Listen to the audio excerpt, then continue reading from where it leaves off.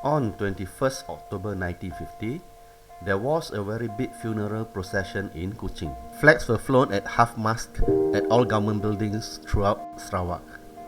Chief Secretary of Sarawak, the private secretary of the last Raja, and many other dignitaries attended the funeral. It was the largest funeral of that era, and it was the funeral of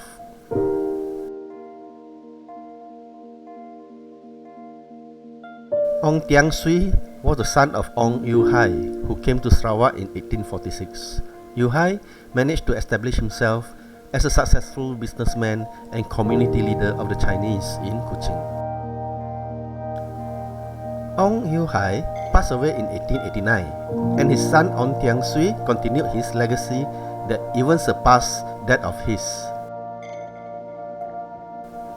However, it was not all a bed of roses, and he endured many tribulations. This is the story of the great Chinese leader of Kuching. Tiang Swee was born on 3rd August 1864. He was the eldest son of Ong Ewe Hai's family in Kuching. Ewe Hai had another family in Singapore. As a child, he was frequently sick, resulting in interruptions in his studies. He was a student of St. Thomas's School. After St. Thomas's, he went to Singapore to study for another 2 years. I was a baby. I was about 7 months old when Tiang Swee died in October 1950. I was born in March. From what my father had spoken about him, he was a very distinguished old man, very stern, very of good discipline, well educated. At the age of 18, he started working in his father's company, Ewe Hai and Company. When he was 25, he found himself to be the head of the Ong family in Kuching when his father passed away in Singapore in 1889. The responsibility proved to be very heavy, as his father had bequeathed all his property, including those in Kuching, to the family in Singapore. Only his mother received some money from a trust set up by Ewe Hai for her. Despite this setback, he continued to work in his father's company as an employee and took over his father's position as a community leader. He became the Kapitan Cina at the age of 25.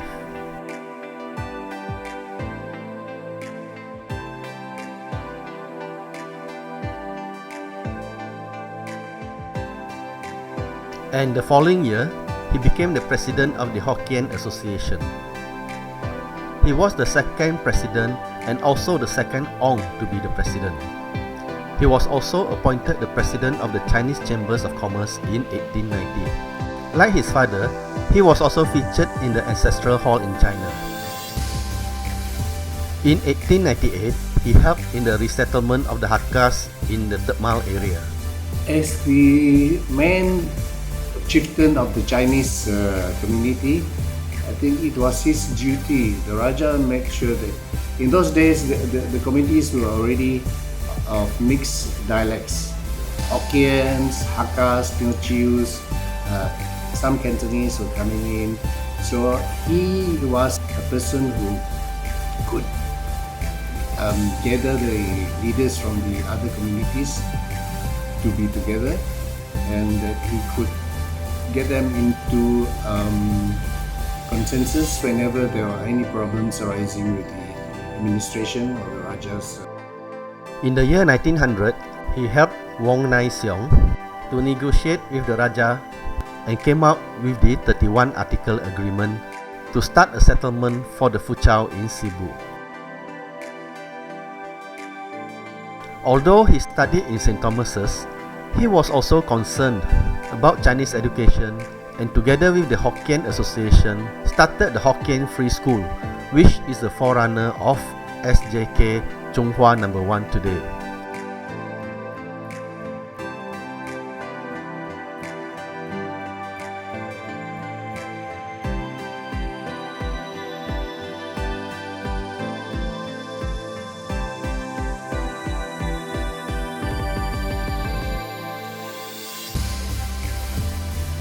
He was also appointed the president of the Chinese court in 1911.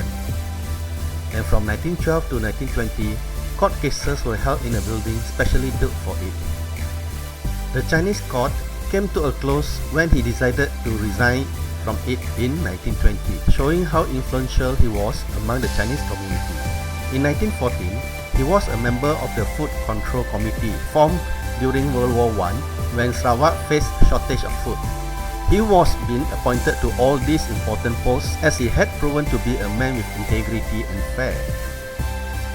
In the course of his work, whatever shares allocated to him personally, he passed it to Ewe Hai and Company instead of keeping it for himself. That was also how he dealt with community affairs, and he gained the trust and respect from the Raja and the community.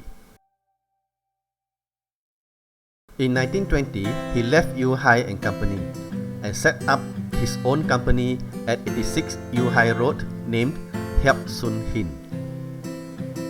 He soon diversified into many fields, including farming. He was the first person to plant rubber trees in Sarawak due to the encouragement of the Raja. He also had cattle, deer farms and fish ponds. In 1935, he asked his son Kuan Hin and grandson Ki Hui to bring back some ikan sepat siam from Malaya to fill his ponds. Sepat siam can now be found in many parts of Sarawak. It was not all smooth sailing. Setbacks and personal tragedies happened. While his business and career as community leader was flourishing, he encountered many personal challenges. His first marriage lasted only a short while when his wife passed away not long after their marriage. His eldest son, Hap Hin, died of stroke in 1913 at the age of 26. His second wife, Chan Hua Keng, died in 1915 at the age of 47, and two of his sons drowned in 1923 while on a fishing trip.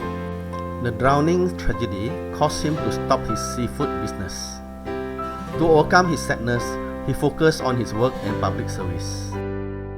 A filial son, he looked after his mother until she passed away in 1929. Having done his duty, he moved out of the ancestral house in 1930 as it belonged to the Singapore branch of the family. He moved to his country house at 2.5 Mile Rock Road, which was built amidst a large farm. His farm was very advanced with many different animals and crops. In conjunction with the Raja's birthday on 24th September 1928, Tiang Swee was awarded the Order of the Star of Sarawak. He was the first and only person to receive this award until 1941. He was appointed to the Committee of Administration in 1927, Council Negeri in 1937, and a life member of the Supreme Council in 1941. By then, war was about to set on Sarawak. Japan was invading China, and Tiang Swee was helping to raise funds from the Chinese community to fight the Japanese in China.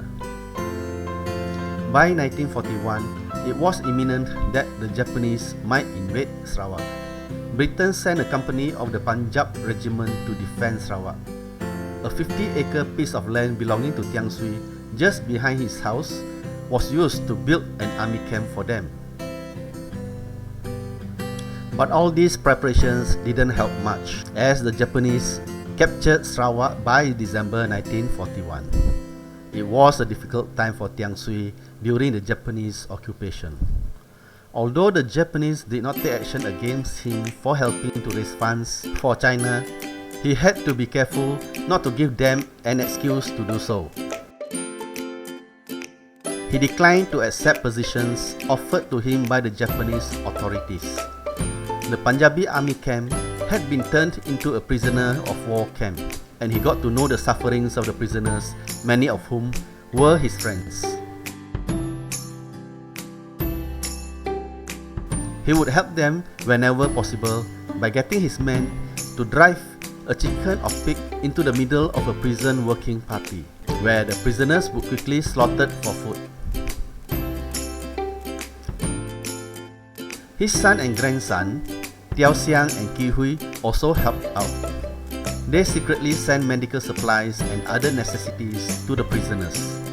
When liberation came, the soldiers presented Tiang Swee with a map with the following inscription.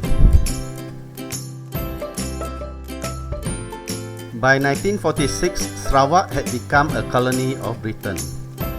Tiang Swee remained an influential figure, although he was already in his 80s. He was awarded the Order of the British Empire in 1947. He passed away at the age of 86 on 19 October 1950, bringing to a close an era where he was the most influential Chinese leader who lived through the era of the White Rajas, Japanese occupation, and finally a British colony.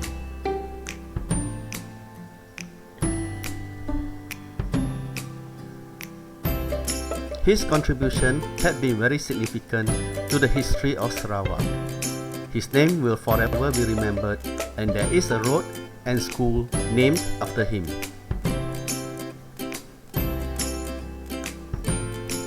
At the time of his death, the surviving members of his large family included 7 sons, 3 daughters, 110 grandchildren, and 121 great-grandchildren.